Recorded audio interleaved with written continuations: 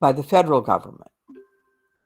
So we have some common elements across the whole nation, but there are some areas, because of culture and the needs of children, where they're developing more certain types of care than perhaps in another area. But we have to answer. And so every year, when we talk about monitoring, the social worker is telling the state what they're doing with an individual child and family, and the state is telling the federal government, this is what's happening in our whole state. So the area that I live in has about 13,000 children living in foster care. But the numbers are much higher because of the kinship care placements. So monitoring, it's our ethical duty to make sure we develop systems for monitoring and working with these families, because it's the right of the child to be protected. It's what Ian Sinclair said, it's our duty to do what any reasonable parent would do. So different models for different needs, but what we've learned from the research in the last 20 years in the United States is we should have stayed more diligent on focusing on kinship care. And we're returning to that. It's defined now much more clearly in our laws as a clear priority for children. So you're in a key position as we think about shifting. Going back to where I started just very briefly, you have this unique population of kids now, the COVID orphans. And these children don't ever have to experience living in an institution. You have the power and the strength to develop ways to place these children in with kinship families, with foster families, and really shift practice. And it takes due diligence. It takes the kind of integrity that you have here today, meeting at 4 o'clock on a Sunday afternoon to address the serious issue of respecting a youth's right or a child's right to live in a family, to have a family. And so I want to thank you, and I know there might be some questions. And yeah. Thanks a lot, Marna. In our country, comparatively, kinship care is not as popular as foster care. That is the basic difference, I suppose, in our country and your country. So, if one or two questions can be taken. Okay, yes, please. Yeah. अगर किसी को प्रश्न है तो एक या दो प्रश्न ले सकते हैं हम. If I might add, you are in such a key position because of the culture of your country, because there is a fundamental respect for family, multi-generational families in your country, and that provides a real strength to draw on when thinking about how should we have this conversation about formal kinship care as part of alternative care. Yes, you can say, yeah. In our country, the family values are much more strong in comparison to the western part of the world, definitely. So if somebody is not asking question, I'll thanks. Sir, what is the difference between the two, the foster care and kinship care? We'll take with Vasundhara ji. She is also there. So difference between foster care and kinship care, I'll ask with Vasundhara ji once she is presenting. So because she has to take up a flight, Marna has to go somewhere. So thanks a lot, Marna. Thank you very much. Thank you. In future also, we'll look forward to your association. I look forward to to continuing to support your wonderful work. And I'm very excited what's happening in India. Thank you very much. Yeah. Thank you, Marna. Thank you. Yeah, thanks a lot. Have a nice day. Thank you. Yeah. Thank you, Marna. Thank you. So, Thanks a lot. in nutshell, मारना ने जो चीजें हमको बताई हैं कि उनका जो अर्ली 18th सेंचुरी में प्रोग्राम स्टार्ट हुआ, लेट 18th सेंचुरी में जो प्रोग्राम स्टार्ट हुआ, दक्षिण अफ्रीका में HIV पेरेंट्स के बच्चे जो अनाथ हुए उनको रिहेबिलिटेशन करने के लिए यूएस ने सोचा, और दैट्स हाउ उन लोगों ने फॉस्टर केयर और किनशिप केयर का प्लानिंग स्टार्ट किया उनके कंट्री में।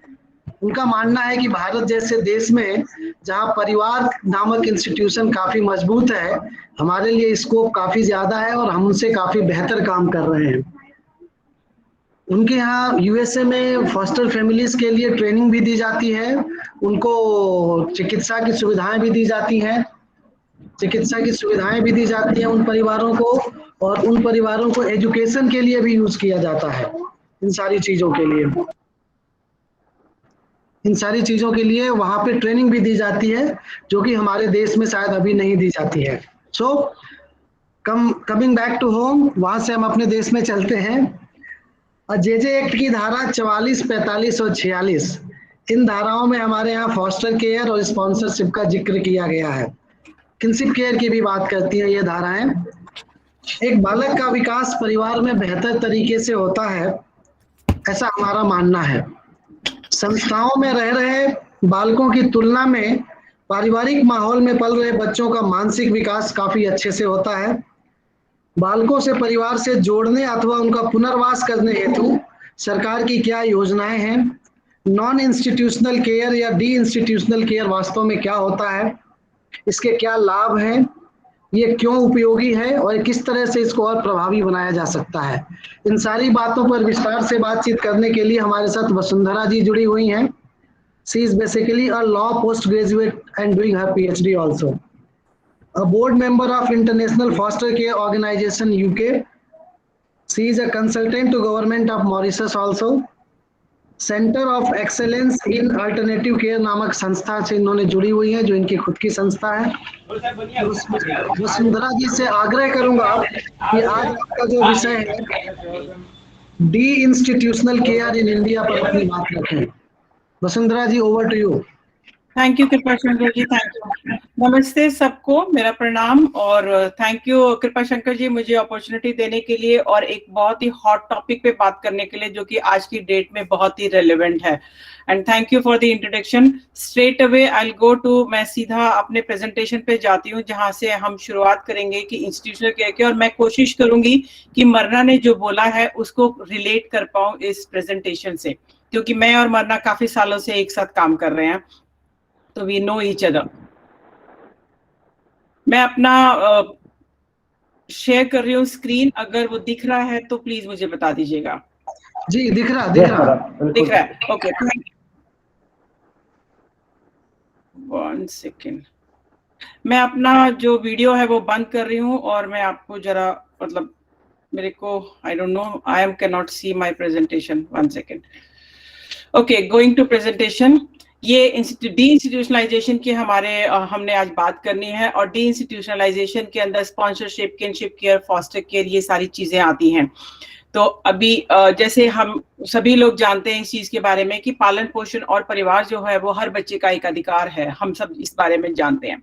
तो शुरुआत करोगे सिंपल सा कि एक बच्चे की आइडेंटिटी से हम एक शुरुआत करते हैं कि हर बच्चा जो है वो यूनिक होता है, एक उस बच्चे की अपनी आइडेंटिटी होती है। फॉर एग्जाम्पल, अगर मैं आपसे पूछूं या कृपा शंकर जी से पूछूं या नीतू से पूछूं या किसी और से पूछूं कि आपका नाम क्या है, वो किसने रखा, उसका मतलब क्या है, या आप कहाँ से आए हैं, तो ये एक बच्चे की आइडेंटिटी है। फॉर एग्जाम्पल, मैं कृपा शंकर जी से पूछूं कि आप कहाँ से हैं, तो वो बोलेंगे मैं भोपाल से हूँ।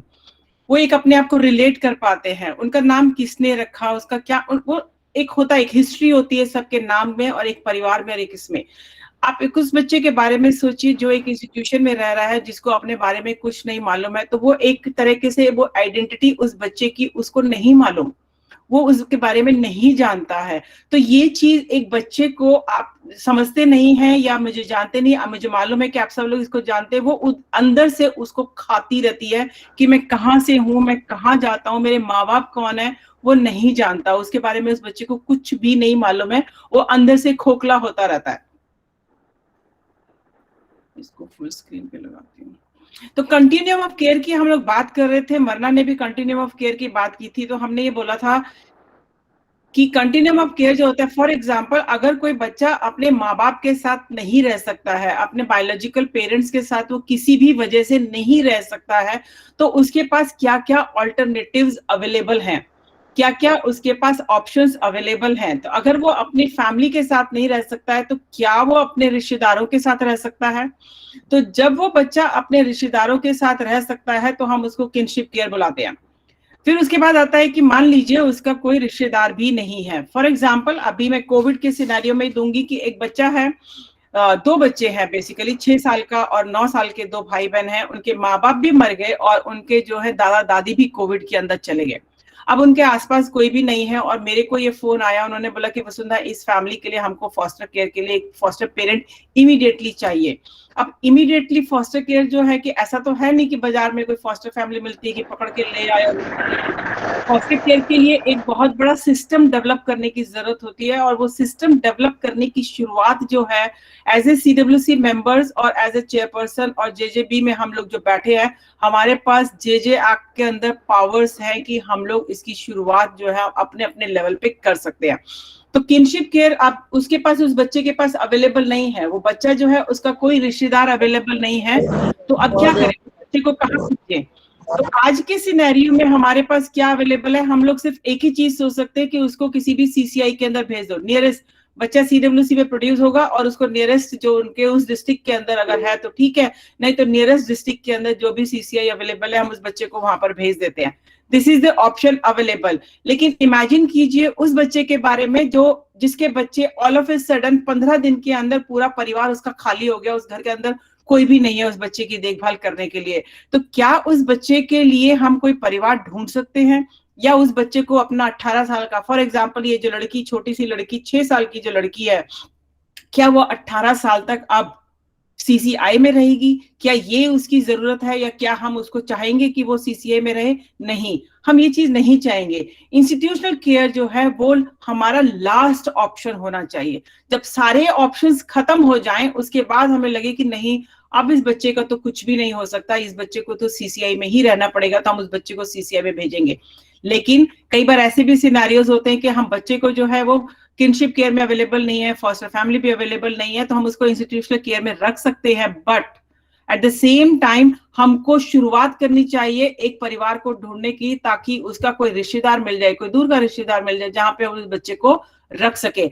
तो इंस्टीट्यूशनल केयर को देखिए, अब आप ये देखेंगे जो मैंने ट्रायंगल बनाया है तो मैंने उसके अंदर, और उसके बाद आफ्टर केयर है। तो इंस्टीट्यूशनल केयर जो है वो ऊपर है, इसका मतलब जो सबसे नीचे है फैमिली, उसमें सबसे ज्यादा बच्चों को रहने की जरूरत है। अगर उसके बाद किनशिप केयर आता है, फिर फॉस्टर केयर आता है और सबसे बाद में इंस्टीट्यूशनल केयर आता है। तो यानी कि सबसे कम बच्चे हमारे यहाँ पर इंस्टीट्यूशनल केयर में होने चाहिए। रादर क्या हो रहा है इंडिया के अंदर, क्या हो रहा है कि सबसे ज्यादा बच्चे जो है वो इंस्टीट्यूशनल केयर के अंदर रहते हैं और बहुत कम बच्चे जो होते हैं वो फैमिली में या किनशिप केयर में रखे जाते हैं। अब हम बात करेंगे स्पॉन्सरशिप की। ये हमारे JJ एक्ट के रूल्स एंड रेगुलेशंस के हिसाब से है, और मैं ये उम्मीद करती हूँ, मेरे को याद है कि लास्ट टाइम भी कृपा शंकर जी ने भी बोला था कि हम सबके पास जुवेनाइल जस्टिस एक्ट और रूल्स ये सब हैंडी होने चाहिए, हमेशा अपने साथ कैरी करना चाहिए, कभी भी रेफर कर सकते हैं। तो स्पॉन्सरशिप से रिलेटेड ये हमारे सेक्शंस और रूल्स हैं। इसके अलावा हमारा इंटीग्रेटेड ICPS स्कीम, सब उसके बारे में जानते हैं, दैट इज दी एक मेजर स्कीम है। और उसके बाद हर स्टेट की अपनी स्कीम्स होती हैं बच्चे को सपोर्ट करने के लिए। ये कैसी भी स्कीम हो सकती है। मैं जैसे अगर राजस्थान की बात करूं तो राजस्थान में पालनहार योजना है, गुजरात के अंदर जो है पालक माता पिता की योजना चल रही है, परवरिश स्कीम जो है वो बिहार के अंदर चल रही है। तो हर स्टेट के अंदर कोई ना कोई ऐसी स्कीम चल रही है जिसके अंदर वो बच्चे को सपोर्ट करते हैं। और वो बच्चे को जब सपोर्ट करते हैं तो वो बच्चा जो है अपने परिवार के अंदर ही रहता है परिवार के साथ ही रहता है, और अब जब डीसीपीओ को ये लगता है कि ये बच्चे की परिवार की माली हालत बहुत खराब है, तो वो उनको सपोर्ट करते हैं। या विधवा स्कीम हो गई, बहुत सारी स्कीम्स है स्टेट गवर्नमेंट की और सेंट्रल गवर्नमेंट की, जिसके अंदर उस बच्चे को स्पॉन्सरशिप का पैसा मिलता है। This is the financial assistance. और ये सबसे खराब बात है कि हम लोग सिर्फ फाइनेंशियल असिस्टेंस ही देने की बात करते हैं, हम किसी और असिस्टेंस की बात करते ही नहीं है। हम इमोशनल असिस्टेंस की बात नहीं करते कि उस बच्चे को, फॉर एग्जांपल मैं यही एक उदाहरण लूंगी, जो 2 बच्चों का उदाहरण है। वो दोनों इतने बच्चे इतने ट्रॉमा में हैं आज की डेट में, तो उनको एक इमोशनल सपोर्ट, एक ट्रॉमाटाइज जो उस बच्चे के ट्रॉमा को अंडरस्टैंड करे, उसकी बहुत सख्त जरूरत है, रादर देन कि। लेकिन अब क्या हो रहा है कि हमने उन दोनों बच्चों को, क्योंकि कोई फॉस्टर फैमिली आज सच गुड़गांव में नहीं है, तो हमने उस बच्चे को अभी सीसीआई में ही भेजा है, और कोशिश कर रहे हैं कि कोई फैमिली अगर आ जाए तो उसको। तो दिस इज द स्पॉन्सरशिप, कि स्पॉन्सरशिप स्कीम जो है उसमें बच्चा अपने परिवार में ही रहता है या अपने रिश्तेदारों के साथ रहता है, और हम लोग उनको फाइनेंशियली सपोर्ट करते हैं। स्पॉन्सरशिप का मैंने बता दिया, इसे सप्लीमेंट्री फाइनेंशियल सपोर्ट जो हम बच्चों को देते हैं, एजुकेशन के लिए, न्यूट्रिशन के लिए, किसी भी तरीके की हेल्प के लिए।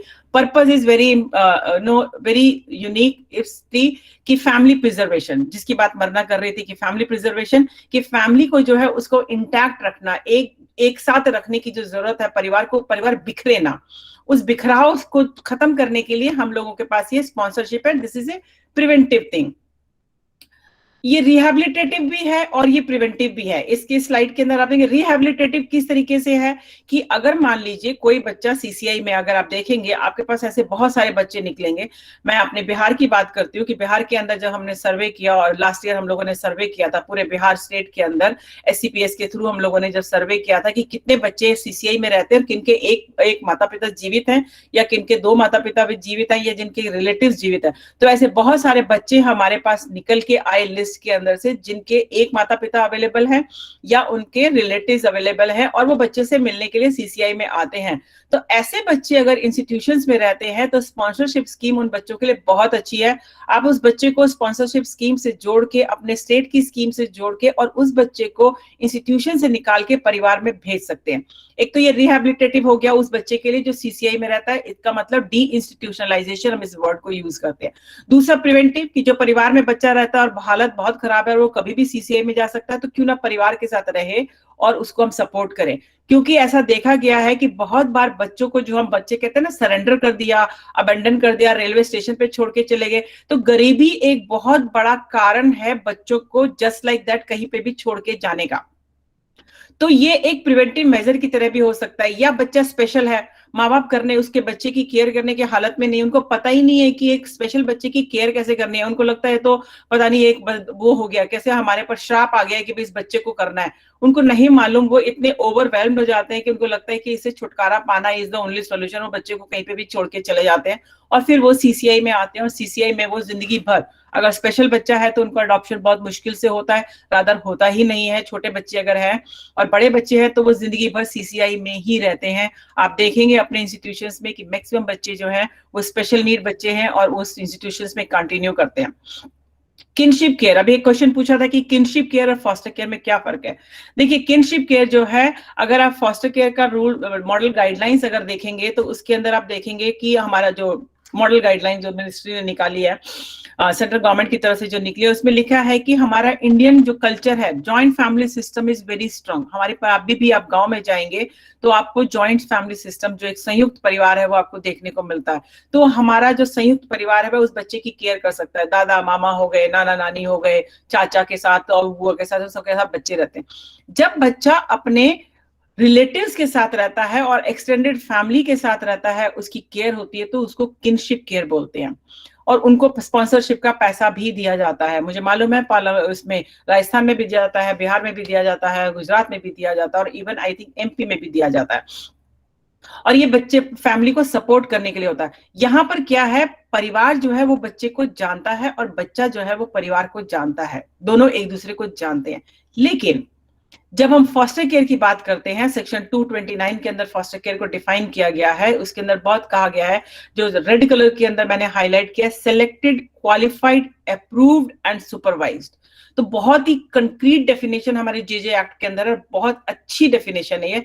सेलेक्टेड यानी कि ऐसी फैमिली जिसको सेलेक्ट किया गया है, कौन सेलेक्ट करेगा? डीसीपीयू या वहां पे जो लोकल एनजीओ है, ये उसका काम है कि फैमिलीज को कम्युनिटी से सिलेक्ट करना कि ये फैमिली फॉस्टर केयर बन सकती है या बनना चाहती है। क्वालिफाइड होने का मतलब क्या है कि मतलब उनकी कोई उसकी इसका मतलब कोई क्वालिफिकेशंस है? यस, उसकी क्वालिफिकेशंस है, वो हम आगे वाले सेक्शंस के अंदर लिखी हुई है कि क्या क्या उसकी क्वालिफिकेशंस होनी चाहिए। अप्रूव्ड यानी कि सीडब्ल्यूसी जो है, अगर डीसीपीयू बच्चे को लेकर आती है, फैमिली को लेकर आती है असेसमेंट के बाद, तो ये सीडब्ल्यूसी का दायित्व बनता है कि वो उस फैमिली को अप्रूव करेगी। उसको अगर लगता है कि हाँ ये अच्छी फैमिली है तो अप्रूव करेगी, उसको लगता है कि नहीं इस फैमिली में तो कोई झोल है तो वो उसको मना भी कर सकती है, रिजेक्ट भी कर सकती है। And most important, monitoring and supervise, यानी कि जब बच्चा परिवार में चला जाता है किसी भी फॉस्टर फैमिली में, उसका सुपरविजन कि बच्चा सही सलामत है कि नहीं, स्कूल जा रहा है कि नहीं जा रहा है, उसकी हेल्थ ठीक है कि नहीं, ये सारा काम जो है ये फॉस्टर केयर के अंडर आता है। और ये सारा दायित्व जो है सीडब्ल्यूसी का, इसमें मेजर रोल है, सीडब्ल्यूसी एंड डीसीपीओ। आर्टिकल 20, जैसा मरना ने बोला, आर्टिकल 20 यूएनसीआरसी के अंदर आर्टिकल 20 बहुत बहुत बहुत क्लियरली कहता है कि हर बच्चे का परिवार में रहने का उसका एक अधिकार है, ये उसका हक है, ठीक है, जब वो अपने परिवार में नहीं रह सकता। और ये एक स्टेट की, क्योंकि इंडिया ने यूएनसीआरसी को रेटिफाई किया है, तो हमारा as a government, central government का ये दायित्व बनता है कि अगर कोई बच्चा उनके पास नहीं रह सकता है, तो जैसे अभी उन्होंने बात की थी कि जब बच्चा जो है अपने परिवार के साथ नहीं रह सकता, कॉर्पोरेट पेरेंटिंग की वो बात कर रही थी मरना जो है, कॉर्पोरेट पेरेंटिंग अगर आप देखें तो उसका अगर हमारे अपने कॉन्स्टिट्यूशन के अंदर बात करें या हमारे सुप्रीम कोर्ट की जजमेंट से उसके अंदर हम बात करें, तो वो लोग बात जो करते हैं वो करते हैं पेरेंट्स पैट्री, एक वर्ड है parens patriae, that is a Latin word, जिन्होंने लॉ किया है उनको पता होगा, बहुत सारे यहाँ पे लॉ स्टूडेंट्स हैं जो लॉ करके यहाँ पे हैं। वो जो वर्ड है उसका मतलब ये होता है कि जब कोई माँ बाप उस बच्चे की केयर नहीं कर सकता है, तो स्टेट का मतलब सरकार जो है वो उस बच्चे की केयर करती है, वो उसके in law they become the parents of that particular child, so it becomes the responsibility of the state to take care of the child. और ये हमारे यहाँ पे बहुत अच्छी तरीके से लागू है, इसीलिए हमारे फंडामेंटल राइट्स हैं, डायरेक्टिव प्रिंसिपल्स में बहुत स्ट्रिक्टली कहा गया है कि हमारे सरकार जो है, जो भी स्टेट गवर्नमेंट जो है वो लॉज जो है स्पेशल लॉज बना सकती है। यूनियन सरकार ने जो है, सेंट्रल गवर्नमेंट ने जो है हमारा जे एक्ट है, which is a central act and which is a special act, तो ये चीज हमारे राइट टू फैमिली को हम लोग इम्प्लीमेंट करने की पूरी कोशिश कर रहे हैं।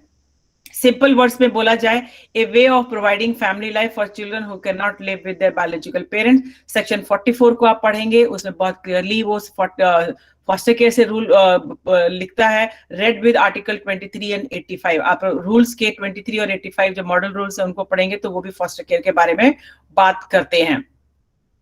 अब ये देखेंगे कि उसमें फॉस्टर केयर के टाइप्स भी हैं। देखिए एक बहुत बड़ा कंफ्यूजन, जब क्योंकि मैं बिहार में यूनिसेफ के साथ और सरकार के साथ काम कर रही हूँ, तो आप हम लोग 4 डिस्ट्रिक्ट में, अभी 8 डिस्ट्रिक्ट में काम करने हैं, तो उसमें आप देखेंगे कि बहुत बड़ा कंफ्यूजन है कि फॉस्टर केयर क्या है, क्योंकि प्री अडॉप्शन फॉस्टर केयर सब जानते हैं, सारी सीडब्ल्यूसीज को पता है, सारे सीडब्ल्यूसीज मेंबर्स को मालूम है कि प्री अडॉप्शन फॉस्टर केयर क्या होता है, लेकिन individual foster care, group foster care और ये बड़ा कंफ्यूजिंग है लोगों के बारे में, बहुत अलग लगता है, उनको लगता है कि पता नहीं क्या है।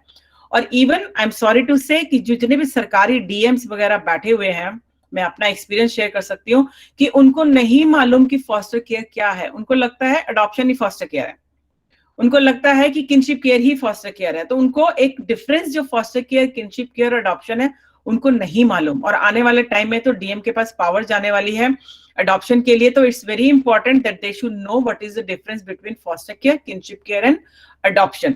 तो फॉस्टर केयर के प्रकार कितने हैं? Individual foster care, group foster care और pre adoption foster care. Individual foster care का मतलब है कि एक परिवार जो है वो कहता है कि मेरे को फॉस्टर पेरेंट बनना है, जैसे मैं हूं, मान लीजिए मैं बोलती हूँ कि मेरे को फॉस्टर पेरेंट बनना है, मेरा एक बेटा है और मैं चाहती हूँ कि मैं किसी और बच्चे को भी फॉस्टर केयर करूँ, तो मैं एक इंडिविजुअल फैमिली हूँ, मेरा असेसमेंट होगा, डीसीपीयू मुझे, सीडब्ल्यूसी मुझे अप्रूव करेगी, डीसीपीयू मेरा असेसमेंट करेगी और उसके बाद मेरे को बच्चा जो है वो मेरे को मिल सकता है। दिस इज इंडिविजुअल, यानी कि एक इंडिविजुअल फैमिली यूनिट के अंदर हम बच्चे को प्लेस कर रहे हैं। ग्रुप फॉस्टर केयर जो होता है, group foster care to be sorry to say world में कहीं पर भी नहीं है। ग्रुप होम तो अवेलेबल हैं जो स्पेशलाइज्ड बच्चों के लिए होते हैं, जैसे मान लीजिए स्पेशल बच्चों के लिए है, या जो डिफिकल्ट बच्चे हैं यानी कि जिनके साथ डिसिप्लिन का कोई प्रॉब्लम होता है उन बच्चों के लिए है, या जो छोटे मोटे ऑफेंसेस में रिलेटेड है उन बच्चों के लिए ग्रुप होम्स यूएस के अंदर बहुत चलते हैं, बाकी कंट्रीज में भी चलते हैं, लेकिन यूनिकली ग्रुप फॉस्टर केयर हमारे इंडिया में है, और वो भी बहुत ही, जिसे बोलते हैं ना कि बहुत ही प्रॉब्लमेटिक तो मैं नहीं कहूंगी, मैं बोलूंगी बड़ा कंट्रोवर्शियल है आज की डेट में ये।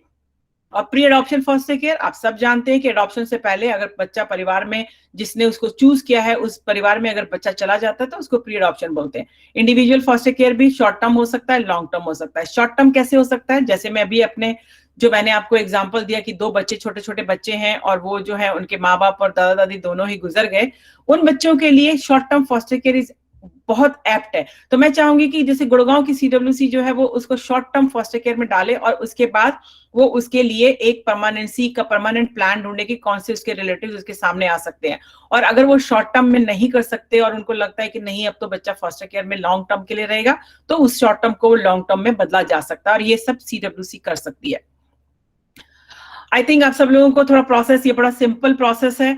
जो चाइल्ड है सीडब्ल्यूसी में प्रोड्यूस होता है, सीडब्ल्यूसी सबसे पहले उसको सीसीआई में रखती है विद डायरेक्शन सोशल इन्वेस्टिगेशन के लिए, और डीसीपीयू का या लोकल एनजीओ जिसको वो अपॉइंट करना चाहती है वो उनको बोल सकते हैं कि हमको इसके लिए फॉस्टर फैमिली, मुझे लगता है ये परिवार, ये बच्चा फॉस्टर परिवार में जाने के योग्य है, इस बच्चे को भेजना चाहिए, तो प्लीज आप परिवार को ढूंढिए। डीसीपीयू और एनजीओ जो है कम्युनिटी से फैमिली को ढूंढेंगी, ढूंढने के बाद वो पूरा फाइल का डॉक्यूमेंटेशन पूरा करेंगी, और पूरा करने के बाद वो सीडब्ल्यूसी के सामने पेश करेंगी। सीडब्ल्यूसी जो है उसको अप्रूव करेगी और वो डीसीपीयू के रिकमेंडेशन पे होगा। तो सीडब्ल्यूसी का रोल जब आता है वो तब आता है कि जब उसके सामने फाइल पेश की जाएगी कि ये डॉक्यूमेंट्स है, हमने उसका आधार कार्ड चेक कर लिया, हमने उसका क्रिमिनल बैकग्राउंड चेक कर लिया, वो हम आगे बात करेंगे। और उसके बाद सीडब्ल्यूसी को जब लगेगा कि हाँ ये परिवार इस बच्चे के लिए बिल्कुल सही है, ये परिवार बच्चे के लिए सही है, तो वो बच्चा उस परिवार में जाएगा। एक बहुत इंपॉर्टेंट है, जब मैं दूरदर्शन के अंदर इंटरव्यू दे रही थी तो उन्होंने मुझसे क्वेश्चन पूछा था कि आप परिवार को कैसे ढूंढते हैं, तो हमने कहा हम परिवार के लिए बच्चा नहीं ढूंढते हैं, हम बच्चे के लिए परिवार ढूंढते हैं। हमारी प्रायोरिटी जो है वो बच्चा है, कि हम बच्चा है, बच्चे के लिए कौन सा, अगर मेरे सामने एक बच्चा है तो मेरे साथ 10 फैमिलीज होनी चाहिए, और उसमें से मुझे लगना चाहिए कि ये परिवार जो है ये बिल्कुल परफेक्ट परिवार रहेगा इस बच्चे के लिए, और तब मैं उस बच्चे को भेजूंगी। ये नहीं होना चाहिए कि एक परिवार, पहले बच्चा आया फिर उसके बाद परिवार ढूंढना शुरू किया और जो भी मिला उस बच्चे के साथ भेज दिया। ये बहुत गलत ही सिस्टम शुरू हो जाएगा अगर ऐसे हुआ तो। कौन से बच्चे जा सकते हैं, सबसे इंपॉर्टेंट आप लोगों के दिमाग में ये क्वेश्चन आ रहा होगा कि कौन से बच्चे एलिजिबल है फॉस्टर केयर में जाने के लिए। जब आप जेजे एक्ट को पढ़ेंगे तो देखेंगे कि उसके अंदर एक सेक्शन, जो अडॉप्शन का सेक्शन जब आता है, जब अडॉप्शन का पूरा चैप्टर, उसमें एक चैप्टर जो दिया हुआ है उसके अंदर आप देखेंगे तो उसमें लिखा हुआ है कि 0 to 6 के जो बच्चे हैं प्रेफरेबली वो बच्चे अडॉप्शन में जाएंगे। देखिए वहां पे वर्ड जो यूज किया गया है वो यूज किया गया है प्रेफरेबली। इसका मतलब उनको वरीयता दी जाएगी कि पहले वो बच्चे अडॉप्शन में जाएंगे, और अगर वो बच्चे अडॉप्शन में नहीं जा सकते हैं तब वो बच्चे फॉस्टर केयर में जा सकते हैं। लेकिन यहाँ पे जैसे 6 से 8 साल हैं और 2 साल से रह रहे हैं और उनको लीगली फ्री करके रखा हुआ है, उसके बावजूद भी अडॉप्शन में नहीं गए। 8 से 18 साल के बच्चे सीसीआई में रह रहे हैं, अडॉप्शन के लिए लीगली फ्री है, तब भी अडॉप्शन में नहीं गए। स्पेशल नीड के बच्चे हैं, 1 साल के अंदर वो जा सकते हैं, या कम्युनिटी में रह रहे हैं और डीसीपीयू को लगता है कि वो बच्चे फॉस्टर केयर में जाते हैं। जैसे फॉर एग्जांपल कि मान लीजिए एक छोटी लड़की है, आज ही कोविड के सिनेरियो में ले लीजिए, मान लीजिए एक छोटी लड़की है, ये लड़का है, और उसके आज की डेट पे कोई भी परिवार में नहीं बचा, एक दादा या दादी, बूढ़ी दादी जो है वो ही बची है। वो दादी जो है वो इतनी बूढ़ी है कि वो, मुझे नहीं लगता कि परिवार की जो है उस बच्ची की देखभाल कर सकती है। और बच्ची फॉर एग्जाम्पल लेकर चलिए कि वो अभी 13 साल की उम्र के अंदर वो है, जो एक टीनेजर वाली जो एज आती है उस एज के अंदर है, और वो जो दादी है वो उसकी इस वक्त उसकी जरूरतों को नहीं पूरा कर सकती है। तो वो एक परफेक्ट एग्जाम्पल है डीसीपीयू के लिए, ये देखने के लिए कि क्या इस बच्ची को फॉस्टर केयर में डाल सकते हैं। तो एक बहुत इंपॉर्टेंट आप लोगों के लिए जानने की जरूरत है कि सिर्फ सीसीआई वाले बच्चे ही फॉस्टर केयर में नहीं जाएंगे, कोई भी बच्चा जो सीएनसीपी है वो बच्चा फॉस्टर केयर में जा सकता है। यही है अक्रॉस द वर्ल्ड, यही फॉस्टर केयर है और इसी तरह होना भी चाहिए। 6 से 18 साल के बच्चे जो सीसीआई में रह रहे हैं, इररेस्पेक्टिव क्या उनको लीगली फ्री किया गया है या नहीं किया गया, वो सारे बच्चे फॉस्टर केयर में जा सकते हैं। ऐसे बच्चे जिनके पेरेंट्स जो है टर्मिनली इल, यानी कि ऐसी बीमारी है जो उनकी केयर नहीं कर सकते, या मेंटली इल है, या बच्चे के दोनों पेरेंट्स या एक पेरेंट जेल में है और दूसरा जो है वो उसकी केयर नहीं कर सकता, या ऐसे बच्चे जो फिजिकली, इमोशनली, सेक्सुअली अब्यूज है अपने ही घर के अंदर, डोमेस्टिक वायलेंस हो रहा है, उनका घर के अंदर ही सेक्सुअल अब्यूज हो रहा है, या नेचुरल डिजास्टर है, तो ये सारे बच्चे जो हैं वो फॉस्टर केयर में जाने की योग्यता रखते हैं। अब सबसे इंपॉर्टेंट आता है इसके अंदर कि कौन बन सकता है फॉस्टर पेरेंट्स, कौन बन सकता है? Indian citizen, very clear, both the spouses. देखिए हमारे एक्ट के अंदर ये लिखा गया है, both the spouses must be Indian citizen. ये तो कहीं नहीं लिखा गया कि सिंगल पेरेंट जो है वो बच्चों को फॉस्टर केयर में नहीं लिख सकते, लेकिन जब ये लिख दिया बोथ दी स्पाउसेस, तो हमारे को जो हमारी इंटरप्रिटेशन है वो ये इंटरप्रिटेशन है कि यहाँ पे हम सिंगल पेरेंट को रूल आउट कर रहे हैं। तो अभी एक देखिए, आपको ये भी सोचने को मजबूर करेगा, और नहीं करता है तो आप सोचिए कि हम सिंगल पेरेंट को बच्चे को अडॉप्शन में तो दे सकते हैं, लेकिन फॉस्टर केयर में नहीं दे सकते। एक विरोधाभास जिसे बोलते हैं वो हो गया। दोनों स्पाउसेस जो है सेम बच्चे को लेने के लिए होना चाहिए, 35 साल से उम्र ज्यादा होनी चाहिए, गुड फिजिकल, इमोशनल और मेंटल हेल्थ होनी चाहिए, सफिशिएंट इनकम होनी चाहिए और मेडिकली फिट होने चाहिए, यानी कि HIV, TB की कोई बीमारी या ऐसी कोई कैंसर वाली ऐसी बीमारी से कोई ग्रसित नहीं होने चाहिए। अब जब हम बात करते हैं, ये बहुत डिटेल ट्रेनिंग की बात होगी कि सफिशिएंट इनकम क्या है। मेरे लिए 10,000 रुपए भी सफिशिएंट है, और हो सकता है XYZ के लिए या कृपा शंकर जी के लिए 1 लाख रुपए भी सफिशिएंट इनकम ना हो, तो हम क्या बोलेंगे? तो this is a very subjective कि सफिशिएंट इनकम किसको बोलेंगे, तो वो CWC के पास पावर है कि उसको क्या लगता है कि ये सफिशिएंट इनकम किसको बोलेंगे। स्पेस होना चाहिए उनके पास। अभी जो है, अब हम जैसे मरना ने बोला था कि ओरिएंटेशन और उनके वहां पे ट्रेनिंग होती है, फॉस्टर पेरेंट्स की ट्रेनिंग होती है। हमारे उसके अंदर एक जगह लिखा तो गया है, अगर हम रूल को पढ़ेंगे उसके अंदर एक रूल के अंदर लिखा गया है कि बच्चों का, फैमिली का जो है वो ओरिएंटेशन प्रोग्राम जो है वो DCPU करेगी।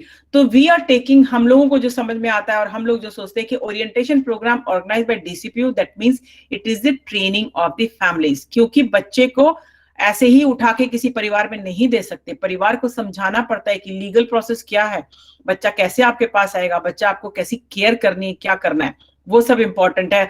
तो ये ओरिएंटेशन प्रोग्राम जो है हमारे इसके अंदर लिखा है लॉ के अंदर, बट जो US के अंदर होता है कि 20 घंटे की ट्रेनिंग कंपलसरी है, पहले आप ट्रेनिंग करेंगे उसके बाद फॉस्टर पेरेंट्स बनेंगे, ऐसा प्रोविजन अभी इंडिया में नहीं है। बट आई वुड सजेस्ट कि ऐसा एक एडवोकेसी होनी चाहिए कि हम लोगों के पास ऐसे परिवार बनाने के लिए फुल फ्लेज ट्रेनिंग प्रोग्राम होना चाहिए। और उस चीज को करने के लिए, क्योंकि मुझे लगता है फ्यूचर में है, तो एज एन ऑर्गेनाइजेशन हम लोगों ने ऑलरेडी वो ट्रेनिंग मॉड्यूल्स जो है वो डेवलप करके रखे हुए हैं, विच वी आर इम्प्लीमेंटिंग इन बिहार। उनका कोई क्रिमिनल बैकग्राउंड नहीं होना चाहिए, यानी कि पूरे फ्री होने चाहिए, और अपना उनका अच्छा परिवार के साथ और फ्रेंड्स के साथ अच्छा होना चाहिए। फाइनेंशियल सपोर्ट, वसुंधरा जी थोड़ा जी, I'll take just 2-3 minutes, कृपा शंकर जी। फाइनेंशियल सपोर्ट की बात करते हैं। ICPS के अंदर हमारे पास उसके अंदर प्रोविजन है कि 2,000 रुपए पर बच्चा पर मंथ चाइल्ड जो है वो फाइन बच्चे को मिल सकता है। मॉनिटरिंग जो है वो DCPU और CWC जो है वो होगी। मैंने आपको बता दिया कि पुलिस चेक वगैरह, criminology background, I'll not go into this slide. Abhi, in fact, if you have any confusion, I would be happy to take all your questions. Thank you very much. Thank you Vasundhara ji, thanks a lot. हम questions थोड़ी देर में लेंगे। हमारे साथ एक और महत्वपूर्ण विषय पे चर्चा होने वाली है, थोड़ा लंबा हो रहा है पर हम शॉर्ट में निपटाने का प्रयास करेंगे। जहां एक तरफ हम अल्टरनेटिव केयर की बात करते हैं, परिवार देने की बात करते हैं, वहीं समाज में कुछ ऐसे बच्चे भी हैं जो बाल श्रम में लिप्त हैं, जो अपनी उम्र से पहले ही अपनी आजीविका के लिए, अपने परिवार के पालन पोषण के लिए काम करते हैं, मजबूरी में करें या स्वेच्छा से करें। तुमने क्या छीन लिया उनसे, ऐ बुजुर्गों बोलो, मैंने इस दौर के बच्चों को हंसते नहीं देखा। ये हालात हैं इस दौर के बच्चे हंस नहीं रहे हैं। क्या वजह है? हमारे साथ मनीष शर्मा जी जुड़े हुए हैं। लगभग 20 वर्षों से आप आदरणीय कैलाश सत्यार्थी जी के साथ जुड़े हुए हैं। बचपन बचाओ आंदोलन के माध्यम से लगभग 20 राज्यों की सरकारी और गैर सरकारी संस्थाओं के साथ समन्वय कर बच्चों के पुनर्वास योजना पर काम कर रहे हैं। आदरणीय मनीष जी से मैं आग्रह करूंगा कि चूंकि कल 12 जून को world day against child labour था, उस संबंध में आप अपनी बात रखें और उसके बाद हम इस सत्र को ओपन करेंगे प्रश्न उत्तर के लिए। आदरणीय मनीष जी। बहुत बहुत धन्यवाद कृपा। आप सभी को नमस्कार। कल कृपा शंकर जी का आदेश मिला मुझे आज का प्रोग्राम के संबंध में, तो बहुत ज़्यादा पीपीटी वगैरह की तो तैयारी हमारी नहीं है, तो पर फिर भी हम आपसे मुखातिब हैं। मैं आदरणीय मरना जी का, वसुंधरा जी का, यहाँ पधारे हुए जितने भी हमारे साथी लोग हैं, जुवेनाइल जस्टिस बोर्ड से, चाइल्ड वेलफेयर कमेटी से, या जो भी और साथी हैं, पैरालीगल वॉलंटियर्स, मैं आप सभी का नमस्कार करते हुए, क्योंकि मेरा सब्जेक्ट मुझे दिया गया है जिसपे मुझे आज बात करनी, आपसे मुखातिब होना है, वो है बाल श्रमिक। मित्रों, आप सभी जानते हैं कि कल world day against child labour day था। बाल श्रम उन्मूलन दिवस पे हम लोगों ने बहुत कार्यक्रम किए, सभी ने किए, जितने भी ऑर्गेनाइजेशंस हैं, सरकारों ने भी अपने स्तर पे तमाम तरह के सेमिनार, वेबिनार, गोष्ठियां अपने अपने स्तर पे करी। और ये जरूरी भी है, क्योंकि किसी कार्यक्रम को करने के लिए, किसी दिवस को मनाने के लिए, कि हम लोग कम से कम साल में एक दिन कुछ फॉर्मेलिटी के तौर पर ही कहीं कुछ डिपार्टमेंट कर लेते, लेकिन करते जरूर हैं। और ये ठीक है कि उससे एक गति मिलती है उस कार्यक्रम को, उन चीजों को आगे बढ़ाने में। सबसे पहले तो आपको ये जानकर अच्छा लगेगा, गर्व भी है, गर्व का विषय है, गर्व महसूस होगा आपका कि ये जो कार्यक्रम मनाया जाता है हर साल, world day against child labour day, ये आपके एक भारतीय के दिन, एक इंडियन की दिन है, आपके एक मध्य प्रदेश के व्यक्ति के दिन, एक साधारण से कार्यकर्ता की दिन। मैं थोड़ा बैकग्राउंड में आपको ले जाना चाहता हूँ, क्योंकि जानना भी चाहिए, हमारे बहुत सारे साथी जानते होंगे, जो नहीं जानते उनको मैं बता दूं कि ये इसकी शुरुआत कैसे हुई। 1998 में, 1998 में आदरणीय कैलाश सत्यार्थी जी के नेतृत्व में हम लोगों ने विश्व यात्रा का प्लान किया, ग्लोबल मार्च अगेंस्ट चाइल्ड लेबर, बाल श्रम के खिलाफ विश्व यात्रा। इस विषय सुन के ही लोगों ने कहा कि आप लोग पागल हो गए भाई, विश्व यात्रा कैसे कर सकते हो आप, एक और वो भी ऐसे सब्जेक्ट पे जिसको समाज में मान्यता नहीं दी जाती है। लोग सुनना पसंद भी नहीं करते इसको, क्योंकि जहां तक हम लोगों को लगता है, आप सब लोग भी शायद इस बात से एग्री करेंगे कि चूंकि बच्चा वोट बैंक नहीं है, हमारे देश में बहुत सारी पॉलिसीज, बहुत सारी योजनाएं, बहुत सारी स्कीम्स जो बनाई जाती है, वो वोट बैंक के मद्देनजर बनाई जाती है। तो बच्चे चूंकि वोट बैंक नहीं, तो ज्यादातर लोग बात नहीं करते। इस ग्रुप में बैठे हुए के अलावा आप किसी एक आम आदमी से बात करिए, चूंकि हम तो रोज डील कर रहे हैं, आप सभी लोग करते हैं बच्चों के साथ, और तो एक इमोशनल अटैचमेंट भी है हम लोगों का। बाकी एक जनरल ओपिनियन इसके बारे में यही है। खैर, हम लोगों ने बीड़ा उठाया, कैलाश जी के नेतृत्व में, कहीं से संसाधन भी नहीं थे हमारे पास, और चल दिए। ये यात्रा हम लोगों ने 103 देशों से शुरू करी, 80,000 किलोमीटर की यात्रा थी, और जहां जहां ये यात्रा पहुंची, लोग जुड़ते गए, कारवां बनता गया। और पहली बार ऐसा हुआ कि यूनाइटेड नेशंस में, संयुक्त राष्ट्र संघ में, इन बच्चों को बोलने का मौका मिला, किसी सिविलियन को बोलने का मौका मिला। वहां पर जब इन बच्चों ने अपनी बातें रखी, अपनी पीड़ा बताई कि बच्चों के साथ क्या क्या जुल्म होते हैं, वहां सुनने वाले, चूंकि वहां पर जो लोग बैठे थे वो किसी न किसी देश के मिनिस्टर्स होते हैं, राष्ट्राध्यक्ष होते हैं, तमाम बड़े ब्यूरोक्रेट्स होते हैं। उनके सामने जब उन्होंने बताया, दुनिया भर के बच्चे थे, उनके लिए गेट खोले गए थे संयुक्त राष्ट्र संघ के, यूनाइटेड नेशंस के, हाथ में झंडा बैनर लेके जब बच्चे पहुंचे, कैलाश जी के माध्यम से सारी बातचीत वहां शुरू हुई, बताना शुरू किया, तब लोगों की आंखें खुली। एक तरह से लोगों को लगा कि यार नहीं, ये तो बाकी बच्चों के साथ बहुत बड़ा जुर्म है, और सिर्फ भारत के बच्चों की बात नहीं है, वो पूरी दुनिया के बच्चों, चाइल्ड लेबर हर जगह है, कमोबेश स्थिति कम और ज्यादा हो सकती है। और उस दिन ये डिसाइड हुआ, वो 12 जून 98 की बात है, और संयुक्त राष्ट्र संघ ने फिर क्लियर किया कि अब से हम लोग इसको हर वर्ष world day against child labour day के तौर पे मनाया जाएगा, मनाएंगे। वहां से इसकी शुरुआत होती है।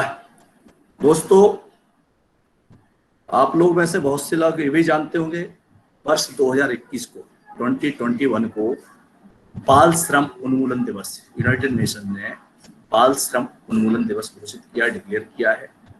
और 2025 तक विश्व से बाल मजदूरी, चाइल्ड ट्रैफिकिंग, बाल वेश्यावृत्ति, बाल विवाह, इन सब चीजों की बुराइयों की खात्मा करने का वचन दिया है 2025 तक। और इससे बहुत ही इंपॉर्टेंट वर्ष है 2021। क्योंकि ये बाल श्रम उन्मूलन दिवस है।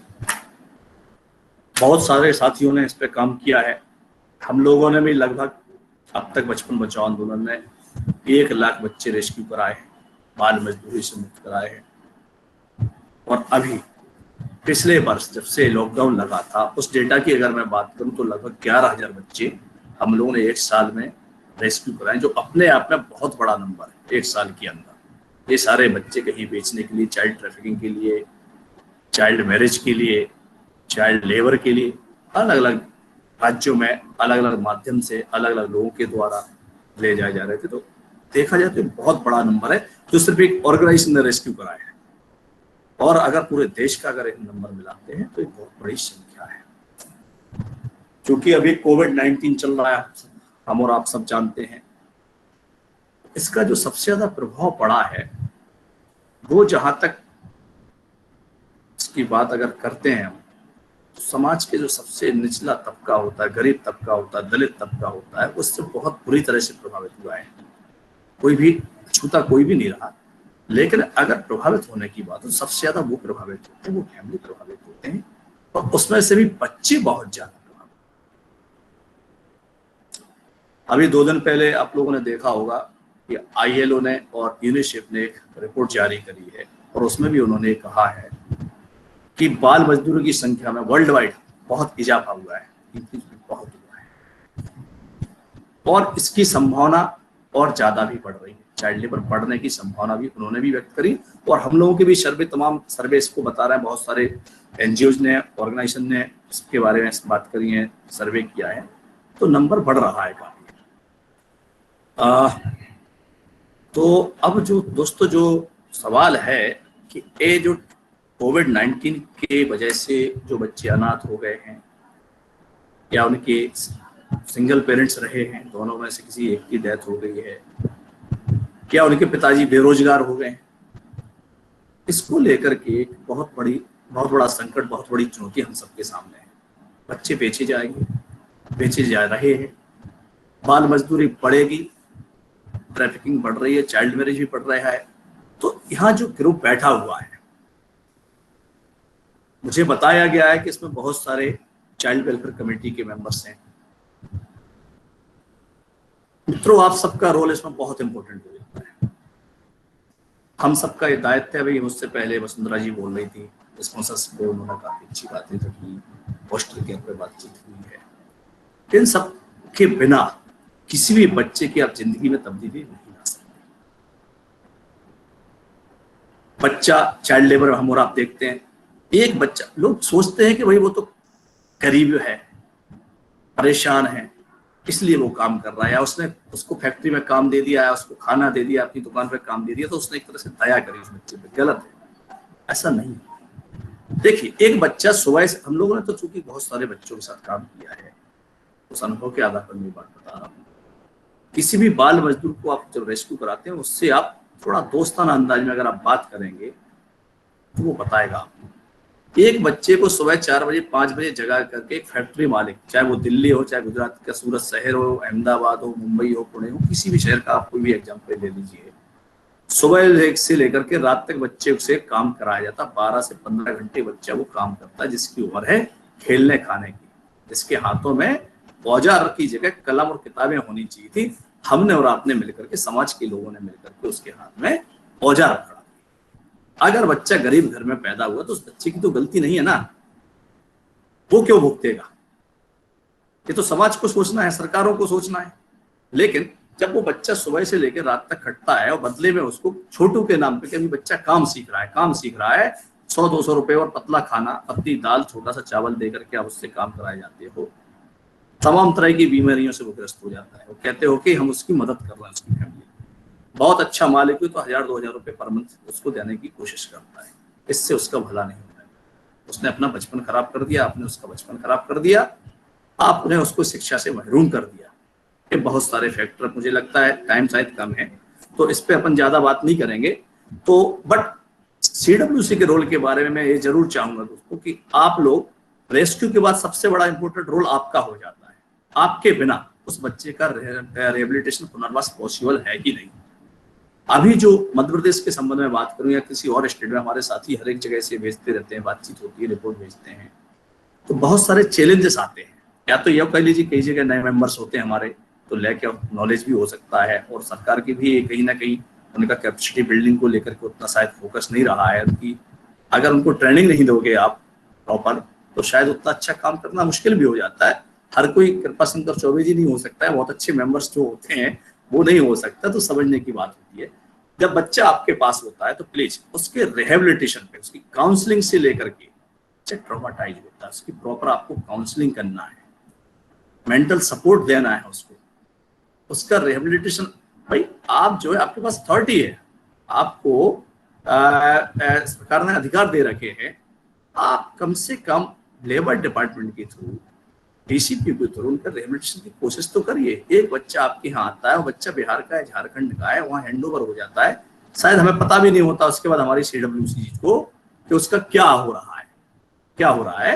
तो आपस में कोऑर्डिनेशन भी हमें रखना पड़ेगा, आपको कन्वर्जेंस भी दिखाना पड़ेगा। डिस्ट्रिक्ट टास्क फोर्स की जो मीटिंग्स नहीं हो रही हैं, आपको डीएम को जो है बोल करके कुछ करके उसके डिस्ट्रिक्ट टास्क फोर्स की मीटिंग भी करानी पड़ेगी, ताकि होलिस्टिक अप्रोच के साथ सिर्फ रेस्क्यू करना मकसद ना रहे कि बच्चे को आपने उस दलदल से निकाल दिया और उसके बाद वो फिर दोबारा उसी दलदल में आ जाए। तो उसका रिहेबिलिटेशन बहुत मस्ट है।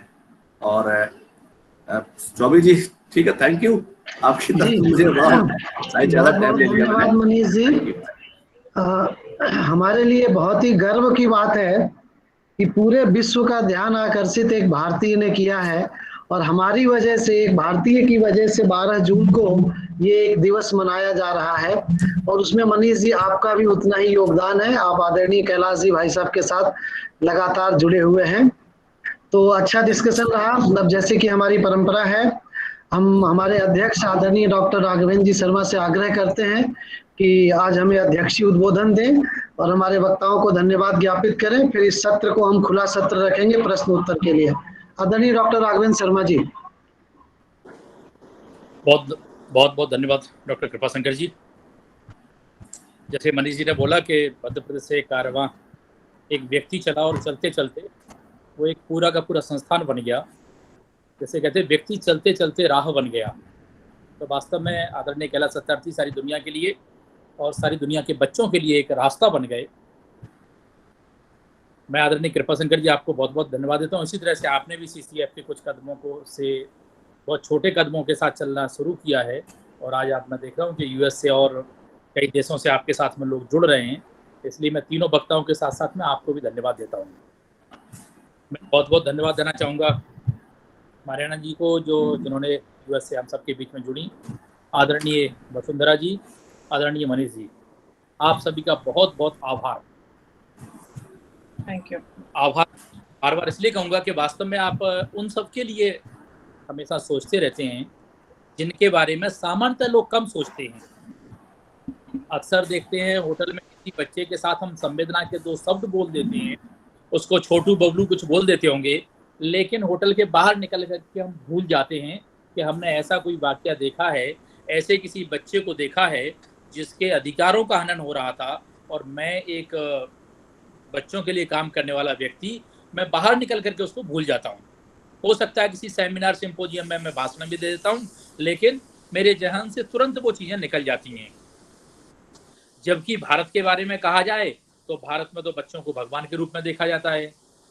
कृष्ण का मंदिर हो तो बाल कृष्ण पहले देखा जाता है, बाल हनुमान देखे जाते होंगे। जो भी भगवान की हम कल्पना करते हैं, बच्चों के रूप में भी उनकी कल्पना की है, लेकिन हम उन्हीं आराध्य को जब कहीं कष्ट में देखते हैं तो शायद हमारी संवेदना के 2 शब्द निकल जाते होंगे, लेकिन उसके समाधान की तरफ हम नहीं चलते हैं।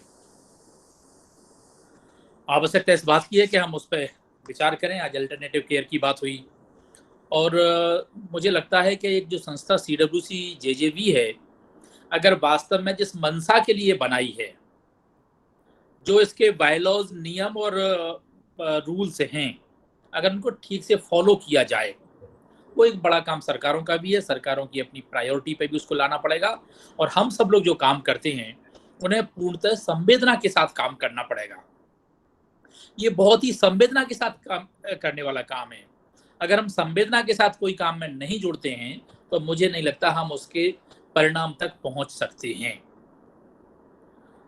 ऐसा बोलते हैं कि दुनिया में सबसे ताकतवर प्राणी था डायनासोर। डायनासोर नष्ट कैसे हो गया, इसके बारे में बहुत रिसर्च हुई। सारी रिसर्च के बाद पता चलता है कि डायनासोर इतना शक्तिशाली होने के बाद भी प्रकृति से नष्ट होने का एकमात्र कारण था उसके शरीर में संवेदना नहीं थी, सेंसिटिविटी नहीं थी। अगर कोई उसके एक पैर को खा जाए तो उसको पता नहीं चलता था।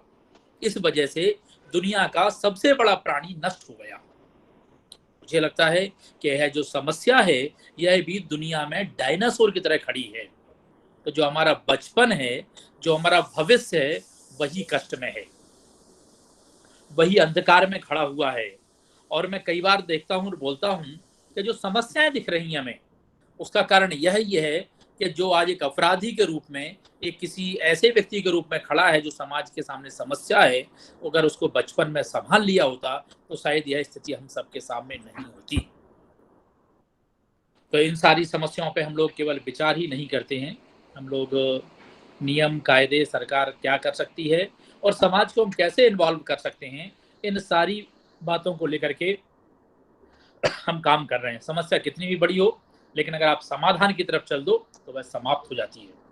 किसी ने बोला है, जिंदगी में कभी किसी को कम मत समझो। पूरी दुनिया को डुबोने की ताकत रखने वाला समंदर तेल की एक बूंद को नहीं डुबो सकता।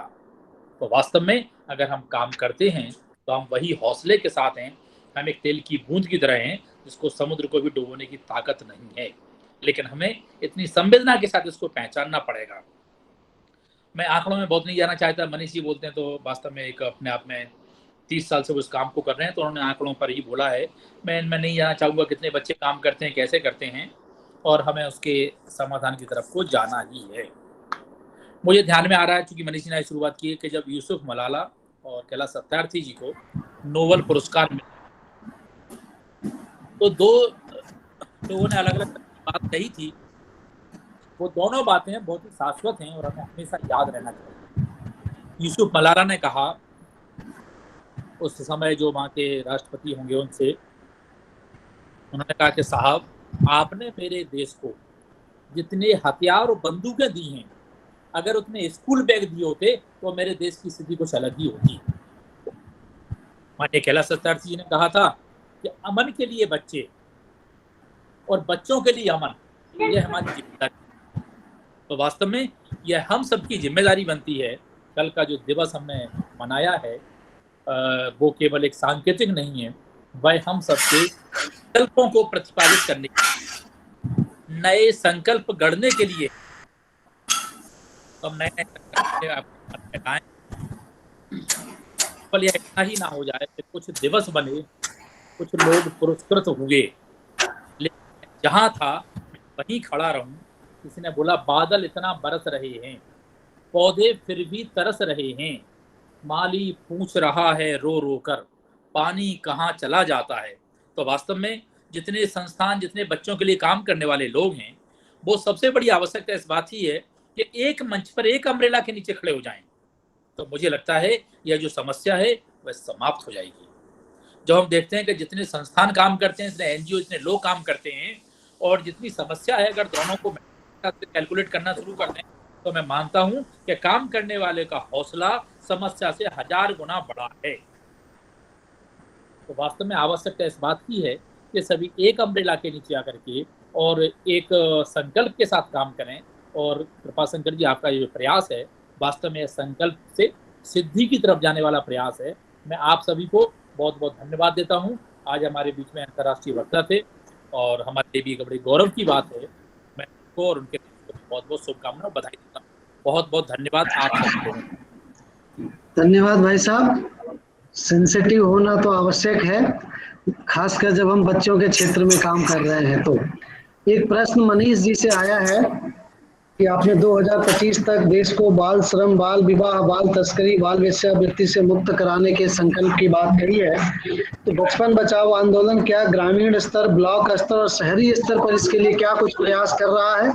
संक्षेप में बताने की कृपा करें जी। देखिए, मैं इसमें क्लियर करना चाहता हूँ कि किसी भी संस्था या संगठन के लिए संभव नहीं कि एक एक जगह वो पहुंच सके। बचपन बचाओ आंदोलन के लिए भी संभव नहीं है। हमारा लगभग 20 राज्यों में हमारे लोग काम कर रहे हैं, वो कैपिटल लेवल पे और डिस्ट्रिक्ट लेवल पे भी जाते हैं। हमारे बहुत सारे एनजीओ पार्टनर भी है, पर हमारा मेन काम ये है, अगर आपको लगता है किसी गांव में कोई समस्या लग रही है चाइल्ड लेबर से संबंधित, चाइल्ड मैरिज से संबंधित, ह्यूमन ट्रैफिकिंग से संबंधित, आप हमारे साथ शेयर करें।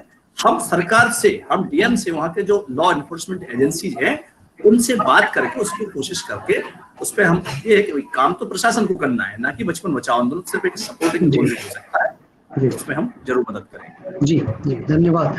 वसुंधरा जी, आपके लिए लोगों का आग्रह है, स्पॉन्सरशिप, किनशिप केयर और फॉस्टर केयर काफी बृहद विषय है, इस पे और चर्चा होनी चाहिए। तो हम एक सत्र और अल्टरनेट केयर पे एक्सक्लूसिव रखेंगे, इसके लिए इतने कम समय में नहीं हो सकता है जी, तो हम एक सत्र एक्सक्लूसिव इस पे रखेंगे। और किसी को कोई प्रश्न करना है, अपना माइक अनम्यूट हैंड रेज करके बता सकता है। सब लोग एक साथ ना बोले, हैंड रेज करिए, मैं उनको अनम्यूट करके प्रश्न ले लूंगा जी। सर यही रहना, पूछ सकता हूँ? जी जी, बताएं ताराकांत जी। जी कॉर्पोरेट पेरेंटिंग शब्द एक नया सुना, कॉर्पोरेट पेरेंटिंग, ये क्या मतलब फॉस्टर केयर कोई परिभाषित किया गया है कि कुछ और है कॉर्पोरेट पेरेंटिंग? सुंदरा जी, कॉर्पोरेट पेरेंटिंग।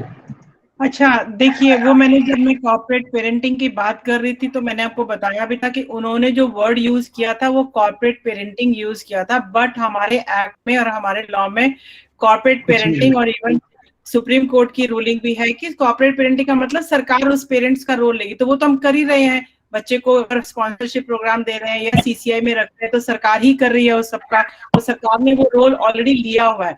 वो लोग उसको कॉर्पोरेट पेरेंटिंग बोलते हैं, but we are already doing it, we are not using this corporate parent. Right. Narayan Baheti ji ने हैंड रेज किया हुआ, आप अपनी बात रखें। हाँ सर जी, ये बचपन बचाओ के लिए बहुत अच्छी संस्थाएं काम कर रही है। प्रायः देखा गया है कि खंडवा एवं अन्य रेलवे स्टेशन के जो नजदीक है वहाँ पर बच्चों को सुलेशन, व्हाइटनर ये सूंघने की आदत बचपन से ही बढ़ रही है। 10-10, 12-12 साल के बच्चे इसको लेते हैं, इनको ऊंची कीमत में इन दुकानों से इनको सप्लाई होती है।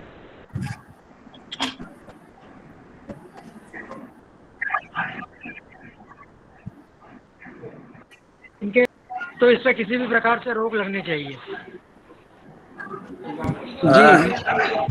सर इसमें मेरा सवाल है, आपने इस समस्या को लेकर के आज तक क्या किया है? क्या आपने किसी अधिकारी को चिट्ठी लिखी, बात कर? जी, आपने अपने लेवल पे क्या प्रयास किया? सर मेरा ये सवाल है, अगर आपने कोई प्रयास किया, कभी कोई चिट्ठी लिखी हो तो आप बता सकते हैं, हम आगे बात कर लेंगे उस मामले में। आपने अपने लेवल पे कुछ किया है अभी? नहीं, नारायण जी अभी बिल्कुल नए हैं, 2 महीने शायद हुआ उनकी समिति को ज्वाइन किए, लेकिन हमने मध्य प्रदेश में किया है इसमें प्रयास। हमने 3 डी एडिक्शन सेंटर खुलवाए हैं भोपाल के अंदर, ही हमारे कार्यकाल में ही हुआ है। तो इस तरह के कोई भी बच्चे आते हैं तो हमको डी एडिक्शन सेंटर में रखते हैं 3 महीने 4 महीने, और जब तक डी एडिक्शन सेंटर की रिपोर्ट हमें नहीं आ जाती है हम उन बच्चों को पेरेंट्स को नहीं सौंपते हैं। पेरेंट्स को सौंपने के बाद भी उसका हम फॉलो अप कर रहे हैं जी। और कोई प्रश्न किसी के? सर आई एम जी बताएं। सर विभा जी, आपकी वॉइस क्लियर नहीं आ रही है। हाँ, विभा जी। नमस्कार सर, सुन रही है सर? जी जी बोले अपने, जी बोले। हाँ सर, ये मैं आज लेट में आई हूँ, इसीलिए एक प्रश्न था सर आपका पास। हम लोग का यहाँ पर गुवाहाटी आसाम में एक लड़का आया था जो डिफेंस डाम है सर, जो डिफेंस डाम है, क्या सुन रहे हैं सर आप? नहीं, वॉइस नहीं क्लियर हो रही है, आरती जी आप कुछ कहना चाहती हैं? जी बताएं आरती जी, अपना माइक अनम्यूट करके बात रखें। आपका माइक बंद है आरती जी। आरती जी आपका माइक बंद है। ठीक है। Aarti ji. Hello hello hello. जी हाँ हाँ, बताएं, मेरा माइक प्रश्न खुला हुआ रखें। है। मैं जी जो है मैं इलाहाबाद से आरती व्यास भूतपूर्व CWC की मतलब सदस्य हूँ। मैं जी ये बोलना चाहती हूँ कि मैंने तो बच्चों के विषय में बहुत काम किया और बहुत करना चाहती हूँ, पर जब से मैंने फादर दीपक को, चाइल्ड लाइन के थे, इलाहाबाद चाइल्ड लाइन के डायरेक्टर थे फादर दीपक, उनको मैंने जो है ब्लैक लिस्टेड कराया, तब से पूरा विभाग मुझको तो काम नहीं देता। मैं करना भी चाहती हूँ तो मुझको काम नहीं मिलता। ये एक अलग क्वेश्चन है जो हम बाद में कभी डिफरेंट प्लेटफॉर्म पे एड्रेस करेंगे। फॉस्टर केयर, किनशिप केयर या बाल श्रम, इन विषयों से संबंधित प्रश्न रखें प्लीज। जी ये जो मैं प्रश्न रख रही हूँ ये बाल श्रम से ही है। वो जी बाल श्रम के बच्चों, वो जो है अपने यहाँ वो अपने यहाँ चाइल्ड लाइन में बच्चों को ला करके बच्चों को सेपरेट करते थे, जिनके पेरेंट्स नहीं है उनको वो कोराह में रखते थे। वो उनको मैंने रंगे हाथ पकड़ा और पूरी उनका वो दिखा करके सब करके मैंने किया। तब से मैं आज तक काम ही नहीं पा रही हूँ कहीं, तो मैं कैसे करूँ काम। हम आपको काम उपलब्ध कराएंगे। सीसीएफ का काम ही यही है कि जो ऐसे ऐसे समिति के सदस्य जिनका कार्यकाल पूरा हो गया है और बच्चों से जुड़े रहना चाहते हैं, तो आप हमारे साथ जुड़िए। हम आपको यूपी ठीक है। चैप्टर के साथ आपकी बात कराएंगे। बिल्कुल काम करिए, काम करने के लिए मौके बहुत मिलेंगे आपको। जी नहीं जी नहीं, मैं भी ये काम करना चाह रही हूँ बच्चों जी के जी संग, क्योंकि मेरा बच्चों से जी बहुत अच्छा जुड़ाव है, जी जिससे मैं काम करना चाह रही हूँ। जी जी। और कोई प्रश्न है? किसी हैंड रेज करेंगे तो इजी रहेगा मेरे लिए। किया तो सर एक क्वेश्चन। जी रंजना जी, रंजना जी आप कुछ कहना चाह रही हैं? जी सर। हेलो जी बोले। सर, मेरा ये प्रश्न था कि जो अपन फास्टर केयर और ये स्पॉन्सरशिप दे रहे हैं, वो अभी हर जिले में मतलब 40 का एक रेशियो बना है उन्होंने, और कोविड काल में और इसके अलावा कई बच्चे ऐसे हैं जो नीडेड बच्चे हैं। तो इस दिशा में विचार करने का प्रश्न है कि 40 बच्चे तो आसानी से मिल जाएंगे सर, उसके अलावा भी कई हैं तो वो फिर रह जाते हैं। वसुंधरा जी, हाँ मेरे जी। ख्याल से ऐसी कोई गाइडलाइन तो नहीं है। नहीं गाइडलाइन ये है, लेकिन कि जो हमारा ICPS स्कीम है उसके अंदर ये है कि 10 लाख रुपए पर डिस्ट्रिक्ट पर ईयर का बजट है। वो 10 लाख के अंदर हम कितने बच्चे पाएंगे, वो एक बहुत कम बच्चों को ले सकते हैं, जबकि डिस्ट्रिक्ट में बच्चे बहुत ज्यादा होते हैं। लेकिन आपको ये भी देखना है कि सरकार जब अपना रिपोर्ट पीछे मिनिस्ट्री को देती है तो उनका बहुत सारा पैसा ICPS का जो होता है वो अनस्पेंड होता है, वो यूज ही नहीं होता, अनयूटिलाइज्ड फंड होता है।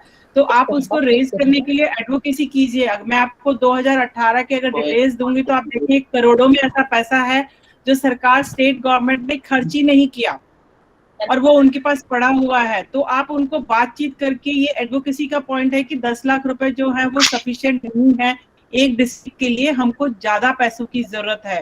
तो this is something which is not, this is totally separate, तो यू कैन डू इट जब तक कि उसको रेज नहीं करें। राइट। इवन अगर आपके सरकारी पैसे कम पड़े तो प्राइवेट स्पॉन्सरशिप से पैसे का इंतजाम CWC कर सकती है, उस पर भी ध्यान दे सकते हैं। पांडे जी आप अपना कुछ कहना चाह रहे हैं? देवेंद्र पांडे जी कहाँ से जुड़े हैं सर आप? देवेंद्र। हनुमान तिवारी जी, जी माइक बंद है, आप माइक खोल लें पहले। हनुमान जी आपकी आवाज नहीं आ रही है, आपका माइक बंद है। हनुमान जी।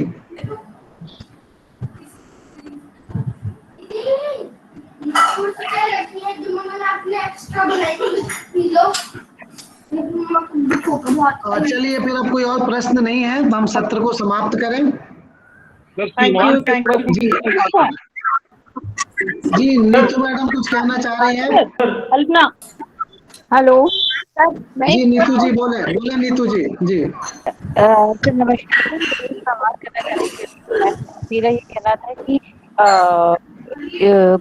3 बच्चे हैं जो हैं और उनको फॉस्टर केयर में रेड क्रॉस सोसाइटी रखी हुई है, क्या इनके लिए कोई लॉन्ग टाइम पीरियड का कोई अपन कर सकते हैं? प्रश्न सुनाई नहीं दिया शायद, वसुंधरा जी ने भी नहीं सुना प्रश्न। हाँ नहीं, समझ में नहीं आया आप लोग, इसीलिए मैं बार बार कहता हूँ प्रश्न इंपॉर्टेंट हो व्हाट्सएप पे डाल दिया कीजिए, मैं ले लेता हूँ। जी सर मेरा भी क्वेश्चन है। Sir, hello sir. हेलो। नहीं, आप एक साथ बोलेंगे तो किसी की आवाज सुनाई नहीं देगी।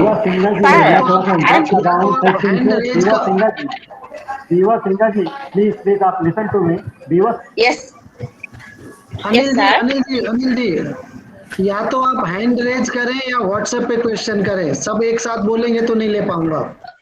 सर मैं क्वेश्चन कर सकती हूँ सर? सर सुनाई दे रही है सर? जी बोलिए, प्लीज बोलिए। हाँ सर, हम लोग का असम में गुवाहाटी में एक लड़का आया था, उसका डिफरेंट नाम था सर। उसका हाथ में सर टैटू था। सुन रही है सर? सुनाई दे रही है सर? जी आप बोलिए, सुन रहा हूँ मैं। हाँ सर, हाथ में उसका टैटू था, वहाँ में लिखा था उत्तर प्रदेश डिस्ट्रिक्ट बदायूं। लेकिन वो लड़का अभी 18 प्लस हो गया सर, लेकिन अभी तक हम लोग 55 बसों में दिया था SR के लिए, बहुत किया था, लेकिन आज तक वो ट्रेस आउट नहीं हो पा रहा है sir. What shall we do sir? सुनिए, आप उस बच्चे का डिटेल शेयर कीजिए, हम बदायूं से। ये मनीष जी कुछ कहना चाह रहे हैं। जी मनीष जी। मुझे याद आ गया एक केस, आपने शायद हमारी टीम में रश्मि या बबीता के साथ शेयर किया था। हाँ सर, मेरे पास आया था। हाँ मेरे सर। इंटरवेंशन के बाद वो यूपी टीम को भी दिया गया था। बहुत पुराना केस था, पर अभी तक वो आइडेंटिफाई हुआ नहीं मैम, है ना। हम लोग कोशिश कर रहे हैं, जैसे ही होगा आपको इन्फॉर्म किया जाए। हमारी टीम लगी हुई है उसमें। हाँ सर, मेरा एक रिक्वेस्ट है सर, लड़का बड़ा हो रहा है और उसका हाथ में जो टैटू का कलर था वो भी गुम हो रहा है सर। मैडम देखिए, उसमें कुछ मेरी टीम आपसे अलग से ऑफलाइन बात कर लेगी। आप हमसे भी संपर्क करके उसका डिटेल भेज सकते हैं। जी जी, हम भी प्रयास करेंगे। जी जी जी, हाँ थैंक यू। जी सर, प्रमोद गुप्ता मंदसौर से बोल रहा हूँ। जी बताएं प्रमोद जी। जी सर, मैं हेड रेज कर रहा था लेकिन क्यू में नहीं आ पा रहा था, इसलिए मैंने आपको डिस्टर्ब किया। वसुंधरा मिल्स में मेरा प्रश्न है कि उन्होंने फास्टर केयर में एक टर्म यूज की थी, प्री एडॉप्शन से। ये क्या चीज है, इसको समझना चाह रहा था। और क्या हम फास्टर केयर में कुछ समय के लिए प्रयोग के तौर पर किसी को पेरेंट्स को दे सकते हैं क्या? उसका क्या तरीका रहेगा? हाँ, नहीं, प्री अडॉप्शन फॉस्टर केयर जो होता है वो अडॉप्शन की प्रक्रिया है। अडॉप्शन की प्रक्रिया इन द सेंस कि जब आप बच्चे को लीगली फ्री करते हैं, और जैसे आपके वहाँ पे साह होगा तो बच्चे को लीगली फ्री करके उसका आप कारा के पोर्टल में उसकी सारी डिटेल्स चली जाती है, मैचिंग हो जाता है, परिवार भी मिल जाता है और उस बच्चे को लेने के लिए, और कोर्ट के अंदर उसका प्रोसेस स्टार्ट हो जा रहा है। जब कोर्ट में उसका प्रोसेस स्टार्ट हो जाता है तो वो जो बच्चे को उस परिवार में दिया जा सकता है रहने के लिए, जब तक कि कोर्ट का ऑर्डर ना हो। क्योंकि कोर्ट के ऑर्डर के अंदर प्रक्रिया में हो सकता है लग जाए, 4 महीने लग जाए, 6 महीने लग जाए। तो वो टाइम वो बच्चा क्यों CCI में रहे, जबकि उसको मालूम है कि हमको कोर्ट के ऑर्डर के बाद वो बच्चा जो है परिवार में जाएगा। तो वो जब बच्चा उस दौरान जब उस परिवार में चला जाता है तो उसको प्री एडॉप्शन फॉस्टर केयर बोलते हैं। और जहां तक आप बोल रहे हैं कि प्रयोग के तौर पर, तो प्रयोग के तौर पर आई वुड से नो, क्योंकि प्रयोग के तौर पर हम बच्चे को किसी परिवार में ऐसे नहीं दे सकते कि जस्ट प्रयोग के तौर पर इस बच्चे को उस परिवार में दे दें।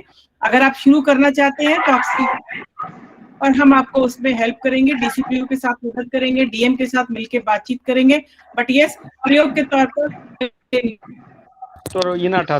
जी वसुंधरा जी ने पहले ही एक बात बोली थी, हम बच्चों के लिए पेरेंट्स ढूंढते हैं, पेरेंट्स के लिए बच्चे नहीं, इसका ध्यान रखने की जरूरत है। नीतू मैडम का प्रश्न आया है, HIV पॉजिटिव बच्चों के लिए फॉस्टर केयर का कोई लॉन्ग टाइम प्लान है क्या, प्रोग्राम है क्या?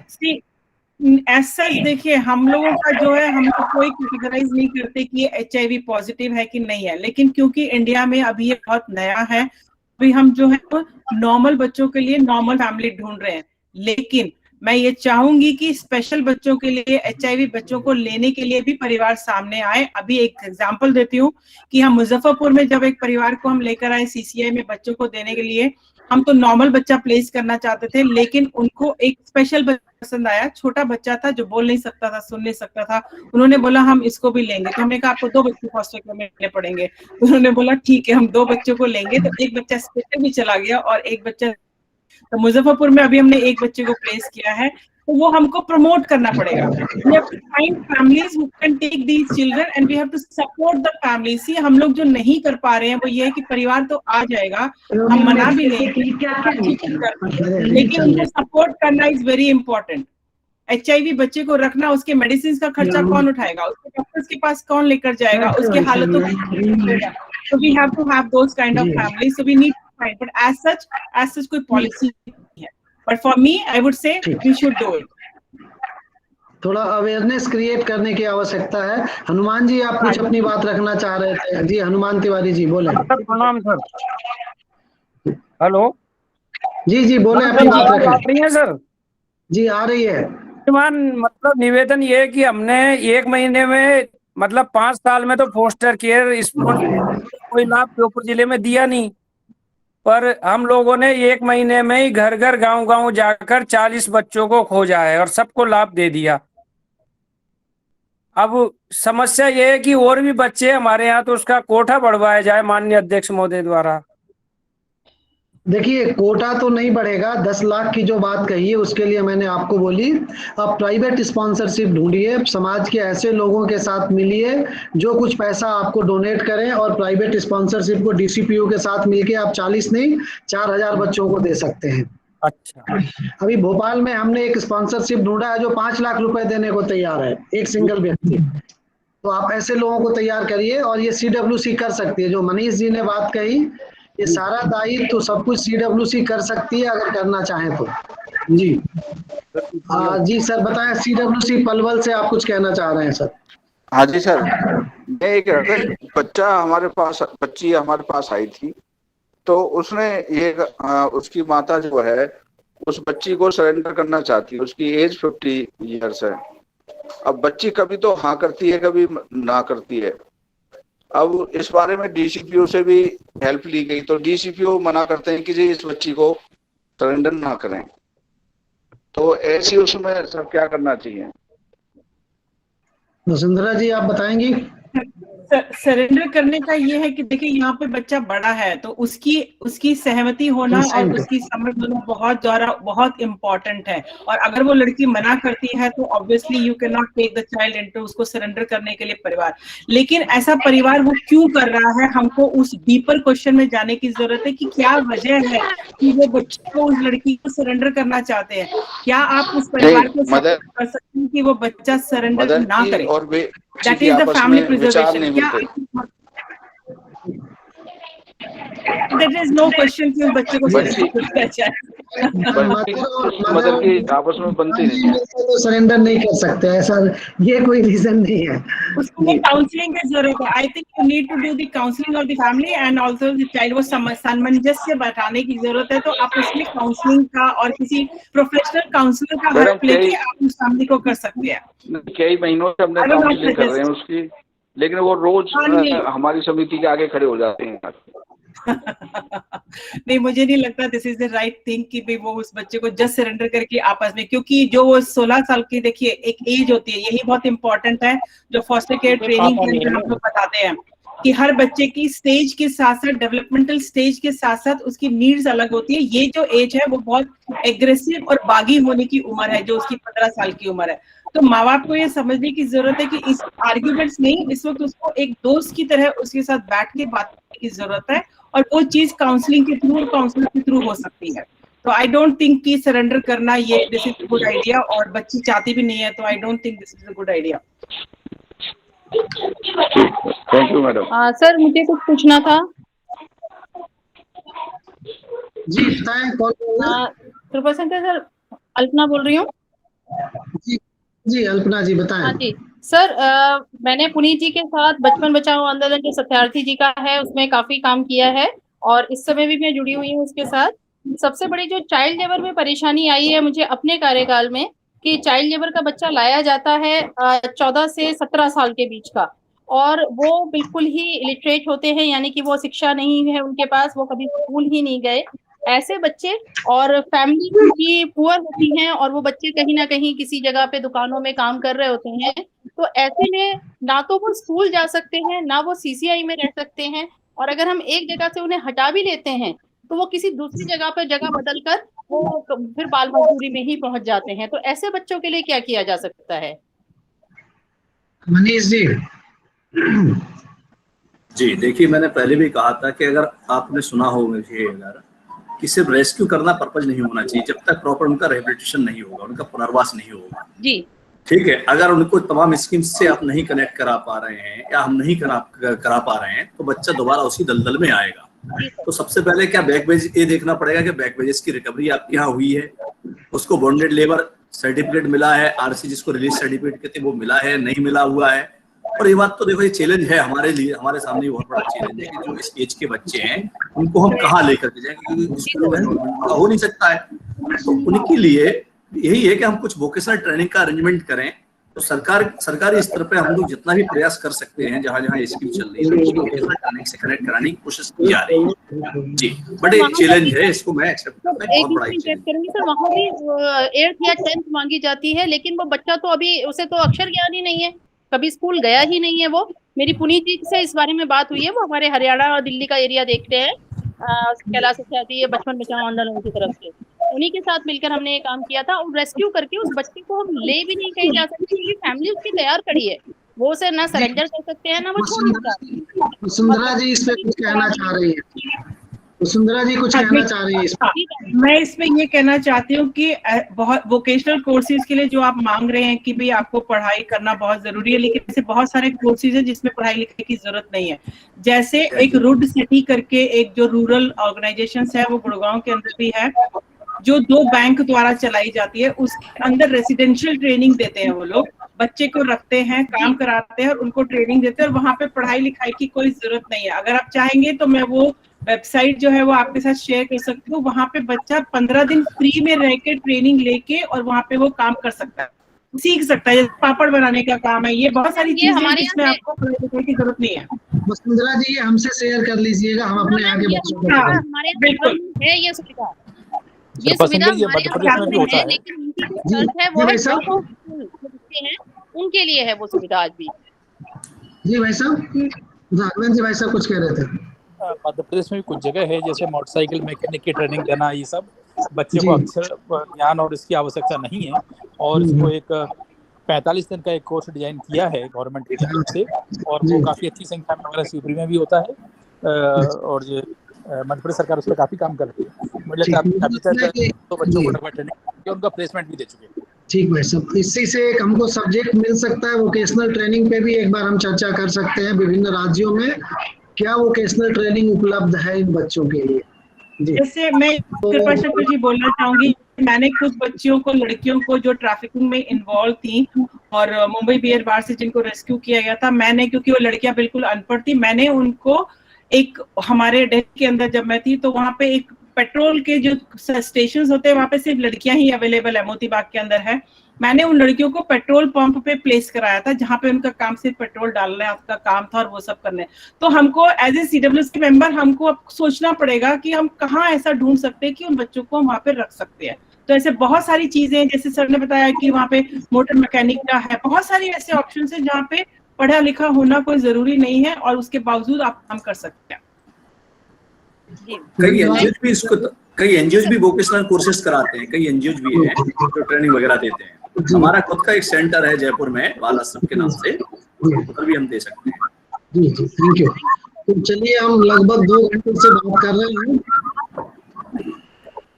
और अब इस चर्चा को समाप्त करते हैं। आप सभी का बहुत बहुत धन्यवाद। अगले सप्ताह 4 बजे हम फिर मिलेंगे किसी और विषय के साथ। जी, तब तक नमस्ते, अपना ध्यान रखें। जी, डॉक्टर राजेंद्र शर्मा जी, डॉक्टर चौबे साहब, पूरी टीम को, चाइल्ड कंजर्वेशन फाउंडेशन इंडिया और आप सभी को भी बहुत बहुत एक बार पुनः आभार, नमस्कार। पूरी टीम को हमारी तरफ से भी नमस्कार। ये बहुत अच्छी वेबिनार रही और सुन के अच्छा लगा। Thank you. Thank you.